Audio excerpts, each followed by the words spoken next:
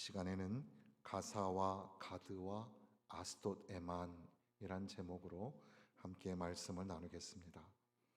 이스라엘 백성들이 애굽에서 떠나서 홍해를 건너갔습니다. 그리고 광야의 긴 여정을 지나고 드디어 마침내 약속하신 젖과 꿀이 흐르는 땅 가나안에 들어가게 됩니다. 모세는 자기의 사명을 다 마치고 여호수아에게 지도자의 자리를 넘겨주게 되었고, 우리와 비슷한 성정의 여호수아는 두렵고 떨리는 마음으로 있었지만 하나님께서는 마음을 강하게 하라, 담대하라, 내가 너와 함께 할 것이다. 하나님 말씀 붙잡고 나아가면 그 말씀 청종하고 좌로나 우로나 치우치지 아니하면 내 가는 길이 평탄하고 내 하는 일들이 형통하게 될 것이다. 그렇게 용기를 주시면서 여호수아와 이스라엘 백성들을 가나안으로 들여 보내시는 겁니다. 여호수아와 이스라엘 백성들은 가나안에서 전쟁을 치르면서 약속하신 그 땅을 취하게 됩니다. 그래서 언뜻 우리가 이 말씀들을 읽으면 모든 이스라엘 지파들이 자기가 얻고자 했던 땅들을 다 취하게 되었고, 그리고 이제는 그 땅에 전쟁이 그쳤다라는 보고로 우리가 들을 수 있습니다. 그런데 문제는 지금 우리가 읽은 본문에 보니까 아낙 사람들이 이스라엘 자손의 땅에는 하나도 남지 아니하였는데 가사와 가드와 아스돗에만 남았더라. 거기에는 아낙 사람들이 여전히 있었고 그들을 깨끗이 처리하지 못한 듯한 그런 뉘앙스의 말씀이 기록이 되어 있습니다. 왜 이 말씀이 기록이 되어 있을까? 이것을 우리가 신앙적인 추적을 해보고자 하는 겁니다. 여기에 세 지명이 나오는데 우리도 세 개로 좀 나누어서 생각을 해보려고 하는데, 첫 번째는 가사라는 지명이 나옵니다. 이 가사의 이야기를 우리가 풀 때 여러 가지 내용 중에서 특별히 삼손의 이야기를 생각해 볼 수 있습니다. 사사기 16장 1절에 보면 삼손이 가사에 가서라는 말이 나오죠. 삼손의 이야기를 잘 아실 겁니다. 머리에서 힘이 나오고, 그래서 당시에 어려움 중에 있었던 이스라엘 백성들을 구원해내는 용감하고 영웅적인 사사로서 삼손의 이야기를 우리는 잘 압니다. 그러나 삼손의 이야기의 끝자락에는 이 들릴라라는 여인에 의해서 그 힘이 다 빠지게 되고 이제 블레셋에게 잡혀가서 눈이 뽑히게 되는 그런 슬픈 이야기, 마지막에 온 힘을 다해서 기둥을 밀어내서 많은 사람들이 죽게 됐다는 그 기록은 어떻게 보면 승리의 이야기처럼 보이지만 사실은 슬프고도 뼈아픈 그런 이야기가 삼손의 이야기라고 할 수가 있습니다. 그런데 이 삼손의 이야기 그리고 이 가사 이야기를 연결해서 우리가 생각하게 되는 것은, 여호수아와 이스라엘 백성들이 만약에 그 가사 땅을 그때 확실하게 진멸했다면, 그렇다면 삼손의 시대에 이러한 어려움을 당하지 않았을 거라는 사실이죠. 그런데 그때의 가사 땅을 남겨두었습니다. 가사와 가드와 아스다, 거기에 사람들이 있었는데 그들이 우리를 살려달라고 했는지, 아니면 그들이 뇌물을 갖다 바쳤는지, 아니면 그들이 더 이상은 우리 이스라엘에게 상대가 될 만한 그런 형편이 아니었는지 확실히 알 수 없지만, 이 헤렘이라는 하나님께서 이스라엘 백성들을 향하여서 완전히 진멸하라 하시는 말씀을 가벼이 여기게 되었고, 그래서 가사와 가드와 아스돗에 여전히 그 족속의 사람들이 살고 있었다.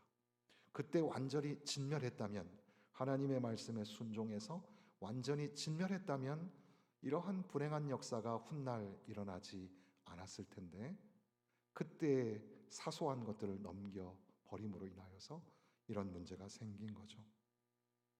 우리의 신앙을 생각해 볼 때 사소한 것. 그러나 신앙은 우리가 중요하다, 사소하다 결정하는 것이 아니라 하나님의 말씀에 기준하여 하나님이 하라 하시는 일은 큰 일도 물론 당연히 그렇게 하겠지만 아무리 사소하게 보이는 일이라도 하나님께서 말씀하신 그 명령에는 절대적으로 순종을 해야 한다는 거죠. 그렇게 그들이 순종하지 않음으로 인하여서 이렇게 어려운 일들이 훗날 생기게 되었다는 거죠. 이 뼈아픈 그리고 쓰라린 삼손의 이야기를 통해서 이제 훗날 사람들은 그때 여호수아와 이스라엘 백성들이 가나안을 정복할 때 그 가사 지방을 완전히 점령했더라면 이런 일들이 일어나지 않았을 텐데 몇십 년 흘러서 그런 어려운 일을 당하게 되는 것. 우리가 예수님을 믿는 것도 마찬가지죠. 나의 일생을 온전히 바치는 겁니다. 때로는 작은 일들이, 소홀하게 여겨지는 일들이 지나갈 때에도 그것을 간과하지 말고 하나님 말씀에 의지하여 결단을 내려야 합니다. 과감하게 끊어내야 하고 하나님 말씀에 철저하게 순종을 해야 합니다.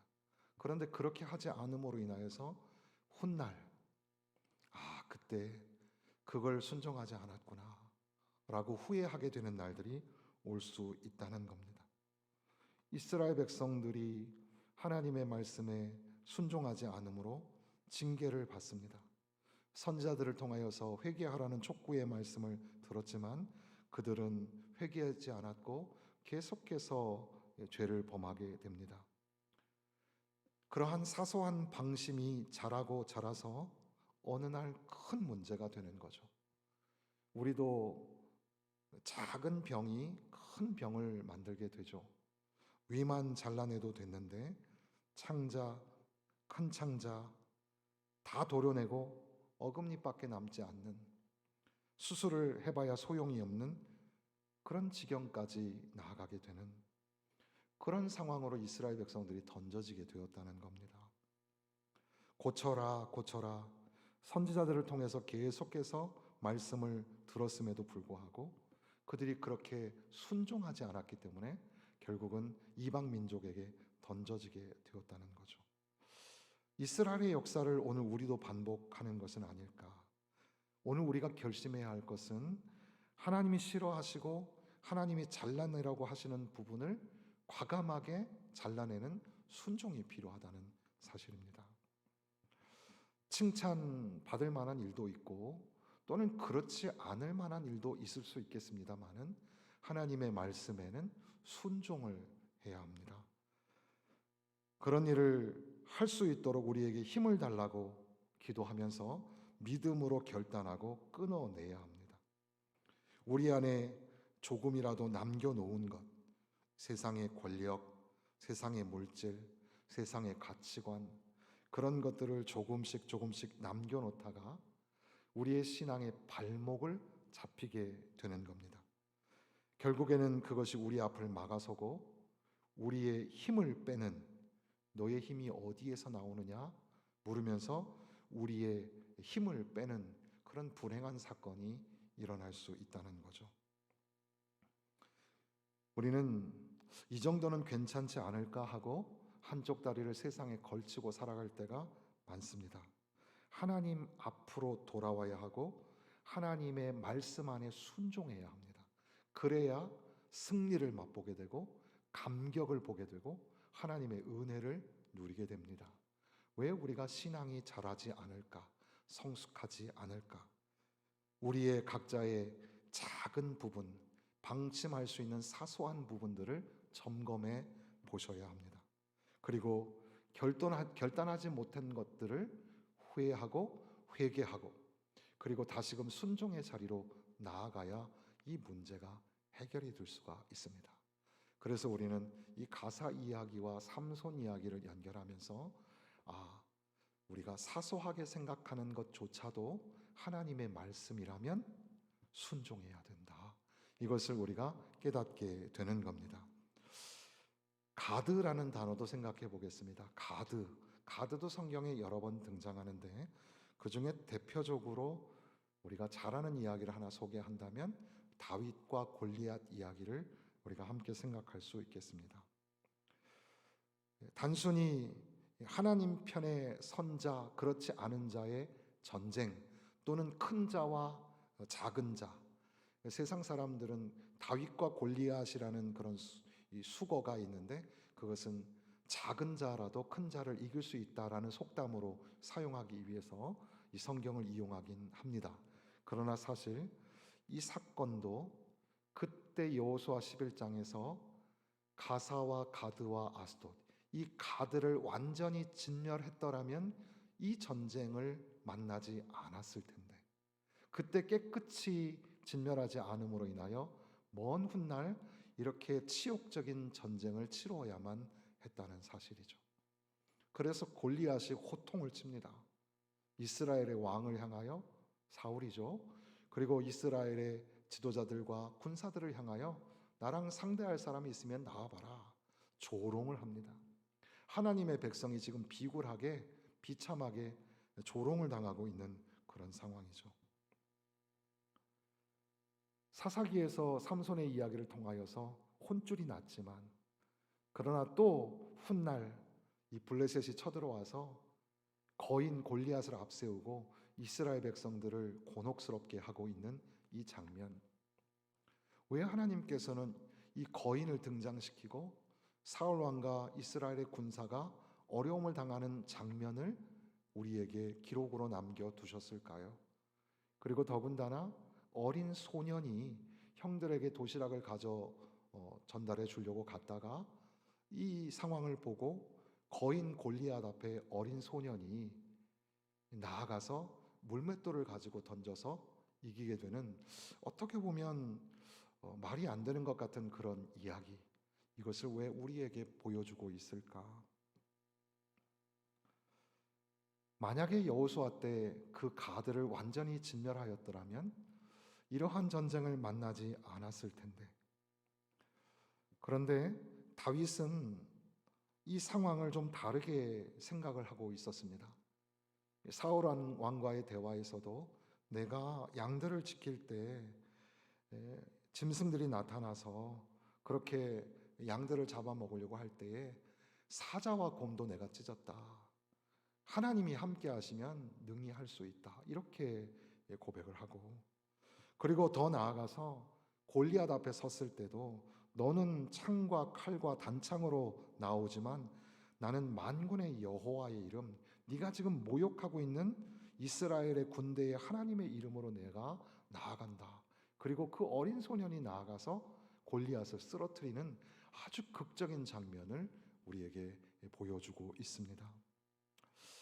이것은 우리에게 단순히 하나님만 의지하면 이 거인 골리앗과 같은 세상과 싸워서도 이길 수 있다. 여러분 용기를 가지세요.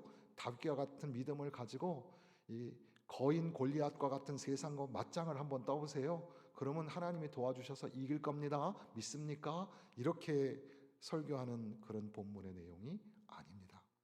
사실 이 말씀 속에서 특별히 중요하게 두 가지 정도를 알아야 하는데, 그 첫 번째는 가사와 가드와 아스돗을 남겨두었더니 먼 훗날 이렇게 어려운 상황을 만나게 되는구나. 여러분, 혹시 여러분 지나온 과거의 어떤 순간에 하나님께서 완전히 순종하라고 하신 그 도전의 말씀 앞에 조금 남겨두고 순종하지 못한 일들이 있습니까? 그것이 우리에게는 사소한 일이었기 때문에 지나간 옛날 이야기가 되는지 몰라도 훗날 그 남겨둔 사소한 일 때문에 엄청난 상황을 만나게 되고 그 전쟁에서 아주 곤혹스러운 상황을 맞닥뜨리게 된다는 것을 우리는 잊지 말아야 합니다. 그런데 여기서 또 한 가지 반전은, 그렇기 때문에 아이고 이제 큰일 났다, 그때 우리가 잘못해서 오늘 커다란 어려움을 당하게 되는데 우리는 이제 다 죽게 되었구나, 이렇게 절망하라는 뜻이 아닙니다. 그때 깨끗이 밀어버렸어야 했는데 그때 용서했어도 안 되었으며 그때 확실히 진멸했어야 되는데, 그러나 지금도 마찬가지라는 거죠. 지금도 그때와 마찬가지로 저들을 두려워할 필요가 없다는 사실입니다. 그때 절대 방치해서는 안 되었던 것을 방치했기 때문에 오늘날 큰 위협으로 다가오는 그것을 뼛속 깊이 기억하면서 동시에 지금도 너희들이 하나님의 말씀에 완전히 순종하면 저 거인 골리앗 별거 아니다. 저 우리를 힘들게 하고 있는 블레셋의 군대 별거 아니다. 하나님의 말씀에 순종하기만 하면, 그러니까 다윗은 사울 왕이나 이스라엘의 군대의 그 어느 누구하고도 비교가 안 될 만큼 하나님 말씀 앞에 완전히 순복하는 사람이었다는 사실입니다. 하나님의 말씀 앞에 순종하면 완전히 역사가 반전이 되어서 거인 골리앗이 쓰러져 넘어지는 엄청난 사건이 일어날 수 있다는 거죠. 그러니까 우리의 싸움은 다윗과 골리앗의 싸움이 아니라 영적인 순종이냐 아니냐의 싸움입니다. 하나님의 말씀에 순종하지 않았던 그 과거 때문에 너무나 엄청난 사건을 오늘 맞닥뜨리게 됩니다. 땅을 치면서 후회하고 하나님 앞에 회개해야 될 사건들이죠. 그러나 그것으로 너무 절망하지 말고 오늘 이 사건을 통해서 오늘이라도 늦지 않았으니 하나님 말씀 앞에 철저히 순종하고 하나님께 매달리면 하나님이 기적을 허락하셔서 골리앗을 쓰러뜨려 넘어지게 하신다는 사실입니다. 그것을 우리에게 가르쳐 주시는 거죠. 아스돗 이야기를 연결해서 함께 나누겠습니다. 사무엘서 5장에 보면 아스돗이 나오는데, 블레셋 사람들이 하나님의 궤를 빼앗아 가지고 에벤에셀에서부터 아스돗에 이르니라 이렇게 말합니다. 그러니까 에벤에셀과 아스돗이라는 장소가 나오게 되는데, 우리가 에벤에셀에 대하여 좀 오해하고 있는 게 있습니다. 에벤에셀의 뜻이 뭐죠? 하나님이 여기까지 우리를 도우셨다 이겁니다. 너무 멋진 단어죠. 그래서 하나님은 무슨 하나님? 에벤에셀의 하나님. 하나님이 여기까지 우리를 도우셨다. 믿으십니까? 그런데 이 말씀이 만병통치가 되어서 하나님이 앞으로도 계속 우리를 도와주실 거야, 이렇게 우리가 좀 긍정적인 단어 사용하는데, 그것의 일침을 놓듯이 오늘 여기 본문 사무엘상 5장 1절에 보면 블레셋 사람들이 하나님의 궤를 빼앗아 가지고 에벤에셀에서부터 아스돗까지 이르니라 이렇게 말씀합니다. 과거에서 현재까지 하나님이 도우신 것이 미래를 보장하는 것이 아닙니다. 그러니까 과거에 하나님의 은혜로 살았다고 해서 오늘 그리고 앞으로 우리가 아무렇게나 살아도 된다는 뜻이 아니라는 거죠. 하나님의 말씀에 순종하면서 살아가는 것은 주님 앞에 설 때까지 끝까지 철저히 완전하게 순종하는 삶으로 나아가야 하는 겁니다. 아무튼 아스돗을 만약에 여호수아 11장에서 그 아낙 사람들을 진멸할 때에 가사와 가드와 아스돗에 있었던 사람들마저 깨끗이 진멸하였더라면 지금 이 사무엘상 5장에서 하나님의 언약궤를 그들에게 빼앗기는 수모를 당하지 않았을 겁니다. 그런데 그때 사소한 일들을 남겨둠으로 인하여서 오늘 정말로 치욕적인 사건을 맞이하게 되는 거죠. 하나님의 궤가 무엇입니까? 하나님의 임재를 상징하는 이 언약궤. 오늘도 새벽 예배 시간에도 하나님의 언약궤의 말씀을 들었는데, 하나님의 언약궤를 하나님의 말씀으로 다시금 끌고 들어올 때에 다윗이 춤을 추었고 성가대가 찬양을 했다는 그런 말씀을 들었습니다. 하나님의 언약궤는 하나님의 임재고 하나님이 우리와 함께 하신다는 예배에 있어서 아주 중요한 주제, 하나님이 우리와 함께 하신다, 이것을 보여주는 것인데 이 궤를 뺏겼단 말이죠. 하나님의 궤, 그러니까 하나님의 능력이 약해서 뺏겼나요? 그렇지는 않습니다. 왜냐하면 그 블레셋의 수중에 들어간 하나님의 궤는 다곤의 신상을 부러뜨려 버립니다. 그러니까 하나님의 능력은 변함이 없습니다. 그런데 이스라엘 백성들은 하나님의 궤를 빼앗겼다는 데 문제가 있는 거죠.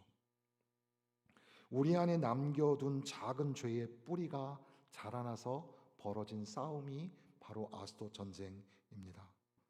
신앙생활은 내가 살아내야 할 싸움이지 다른 것으로 어떻게 대체할 수 있는 게 아닙니다. 하나님의 언약궤를 다시 가져오냐 마느냐의 싸움이 아니라 내가 하나님 편에 서 있냐 아니냐의 그런 싸움이라는 사실이죠.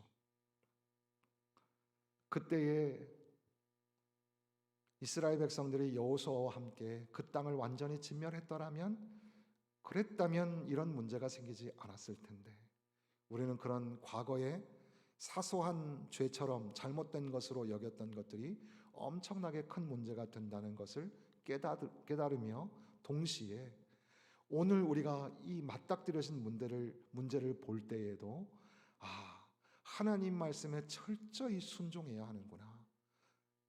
이스라엘 백성들은 전쟁에서 지게 되니까 이건 뭐가 문제가 있는데, 우리가 특단의 조치로 그러면 우리가 전장에 하나님의 궤를 끌고 한번 나가보자.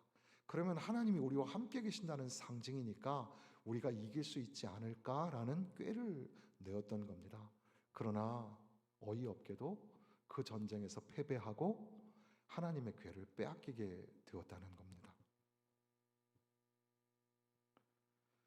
우리가 믿음 생활한다고 하나님 말씀 지키고 살아야지. 그리고 세상에 나가서 살 때 우리는 영적 전쟁을 마주하게 될 때에 하나님의 말씀을 다 잊어버리고 내 생각대로 내 방식대로 해치워 버릴 때가 너무나 많습니다. 그로 인하여서 하나님이 우리에게 충고하셨던 말씀들을 잊어버린 채 결국에는 돌이킬 수 없는 그런 위험한 상황을 초래하게 되더라는 겁니다. 오늘 현실이라는 우리의 삶의 무대에서 과연 우리가 하나님의 말씀에 의지하여 살아내는가, 그렇지 않은가, 이것을 이 사건을 통해서 우리에게 보여주시는 겁니다. 우리가 세상 살아가다 보면 세상과 타협해야 할 것들이 많이 있습니다. 최근에 그 김연경이라는 그 배구 선수가 감독이 되어서 이제 정말 루저들, 패배하고 프로에서 밀려난 그런 배구 선수들을 데리고 이제 배구팀을 만들어 보려고 그렇게 하는 내용 중에 이제 참 재능은 있지만 많이 이렇게 이제 자존감이 낮아진 선수들을 회복시키면서 그들에게 용기를 주는 그 선배로서, 감독으로서 도전 주는 말 중에 그런 말이 있어요. 감독으로서 후배이며 제자에게 하는 말이, 야, 세상에 핑계가 100가지는 될 수 있어. 그런데 핑계 대지 마. 타협하지 마. 여기까지 오는 사람들 다 너만큼 고생했어. 타협하려고 하지 말고, 핑계 들려고 하지 말고 대책을 생각해봐. 그렇게 도전하는 그런 얘기를 들었는데, 오늘 우리의 삶에도 믿음의 생활 살려고 하면 타협할 만한 것들이 자꾸 나타나요. 하나님의 말씀은 이건데 여기서 살짝 비껴나가는 것들이 자꾸 있어요.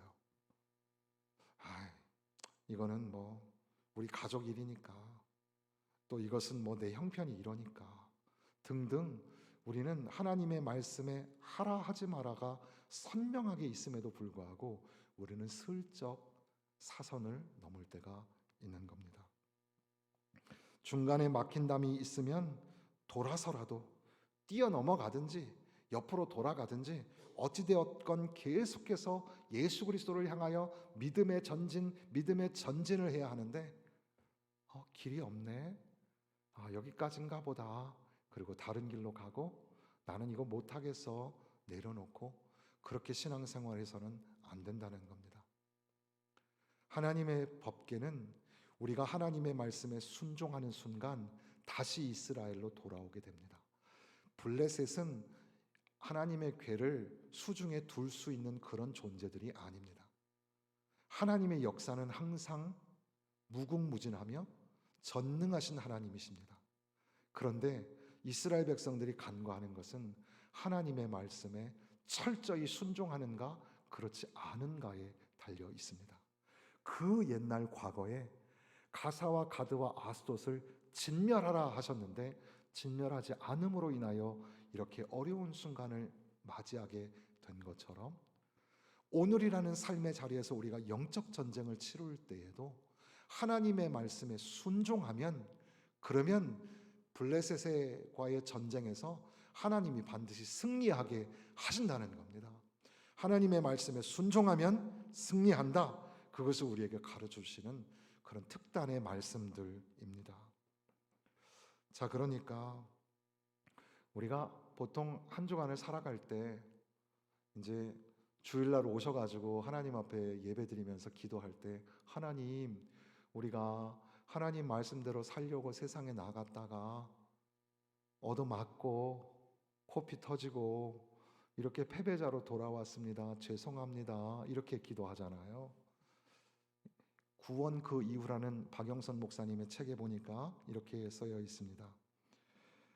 이제 남아있는 내 생애에서 어떻게 승리할 것인지가 점점 더 분명해지는 사람들의 모임이 교회입니다.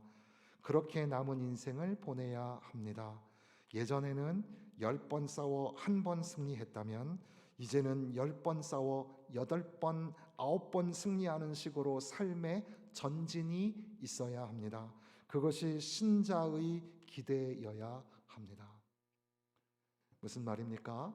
신앙이 그저 주저앉아 있는 어린아이에서 움직이지 않는 그 자리가 아니라 계속해서 그리스도인의 삶은 성장하고 성숙해 가야 하는 겁니다. 전에는 10번 싸워 1번밖에 못 이겼다면 이제 그 다음에는 3번, 4번, 8번, 9번 승리하고 예수의 이름으로 승리하고 승전보를 가지고 돌아와야 한다는 거죠. 그러니 가사와 가드와 아스돗의 이야기를 통해서 홍해를 건넜고 광야를 지나 가나안에 들어가는 이스라엘 백성들, 우리도 예수님을 믿고 구원을 받았습니다. 그리고 하나님의 자녀 되었고 하나님의 백성이 되었습니다. 그러나 이스라엘 백성들이 가나안에 들어가서 전쟁을 치루어야 하였고 하나님의 말씀에 철저히 순종하여 그 민족들을 진멸해야 했던 것처럼 오늘 우리들도 우리의 삶의 자리에서 예수 믿고 구원받았지만 그리스도인으로서 영적인 전쟁을 치룰 때에 그것은 우리의 혈과 육으로의 싸움이 아니라 예수 믿는 믿음을 가지고 하나님의 말씀에 얼마나 철저히 순종하는가에 따라서 그 전쟁에서 승리가 판가름이 나게 된다는 겁니다. 그때 당시에 그렇게 하지 않았으면 얼마나 좋았을까. 혹시 우리가 그런 것들이 기억이 난다면 회개해야 합니다. 하나님, 제가 잘못했습니다. 그때 그러지 않았어야 했는데 그런 죄를 남겨두었군요. 하나님 용서하여 주옵소서. 철저하게 회개하고 다시 하나님의 말씀에 순종하는 자리로 나아가셔야 합니다.